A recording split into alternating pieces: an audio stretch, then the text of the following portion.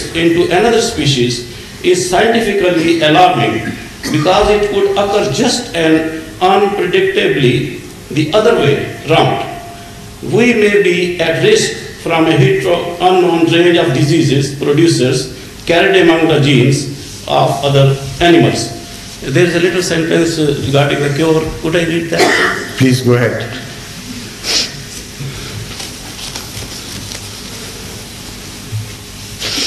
A new and fruitful avenue of research involves the vaccinia virus, which has been a weapon against smallpox. The vaccinia virus has been Light, please, in that direction. I can't read without this, please. It will serve a double purpose. Yes, thank you. A new and fruitful avenue of research involves the vaccinia virus, which has been a weapon against smallpox. The vaccinia virus has been genetically engineered to accept and carry parts of a medically important virus. Thus, it might be used as a vehicle to deliver portions of the AIDS virus to high-risk groups who should be vaccinated, thereby providing protection without producing the disease. Now my question is, yes, please. Could Hazur kindly enlighten us that how this discovery could impact the mankind in future and how people could be protected from such risks? You see, I have already read about this, not in Reader's Digest, but in some scientific magazines. Now this, the cat got this virus from mice. Yes. And not from other primates. Yes. Yes. The fact is that that is what I was in search of, and that resolved a problem for me and made the whole picture very clear to me. The fact is that the AIDS virus is sex-related. Sex-related viruses are those viruses who spread through sexual contacts and not by other means, other natural means. Of course, you can inject them directly into the blood, that is different. But in the normal social behavior, they cannot be transferred from one person to the other except by means of sex.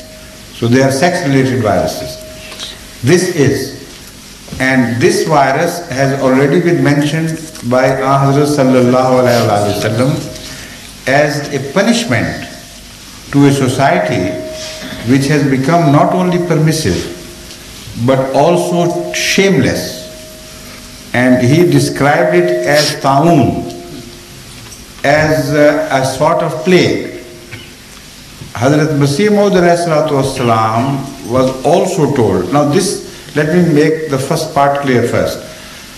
Hazrat Sallallahu Alaihi Wasallam once related that God had told him that those people who became over permissive in their sexual behavior and lose all shame and display themselves and expose their parts, etc., and feel no shame, they will be punished by a sort of disease which has been described appearing as a tumor first in the throat, and then this will destroy the people as punishment from Allah. Now keep this in view and remember that this AIDS virus has been permitted by God only to play havoc at a time when this modern age becomes a clear picture of what had been predicted by Anwar Sallallahu Alaihi Wasallam, and it has become that shameless society which has been mentioned. Now remember this, and now let's turn to Hazrat Masih Maud Wasallam. He appeared as the messenger from Anwar Sallallahu Alaihi Wasallam, the reformer, I should say, to remove misunderstandings of the latter days, the promised Messiah, the Mahdi. If it were to happen in his age, I mean relatively his age, but otherwise the age of Ahmad, of course, till the end of the time. But in relative terms, if this prophecy of Ahmad was to be fulfilled in the age of Hazrat Masih Maud, it is unthinkable that he himself would not have been told anything about it. So you read exactly a similar prophecy in Hazrat Masih Maud writings. When the first plague broke out in his time, and as it was gradually subsiding and dying out, Hazrat Masih Maud wrote that God has told me that a sort of plague, not the plague, but a sort of plague would revisit the earth in Christian world, not in the non-Christian world, and it would punish them particularly. So this connects, and he said this would be a sort of plague. And the words used by Ahmad sallallahu alaihi wasallam are very similar to this. And now when you read about the age being described by specialists, they have exactly started using the same phrase about it. They say it is a sort of plague. I have read it myself in scientific papers. Very often they refer to AIDS as a sort of plague. Now what was the missing link was that the plague is mouse related somehow. In the past it has always been mouse related. Mice were the carrier of AIDS, not the AIDS but the plague. So I was wondering what connection this AIDS had with mice. When I read that article in a scientific magazine, which referred to something which happened, which was discovered in San Francisco or thereabout. I think it was in California that it was first discovered. That a cat caught AIDS or a virus very close to AIDS from eating mice or something, of that nature. So this connected the whole link of events, and that further reassured me that to call AIDS a sort of plague is scientifically correct.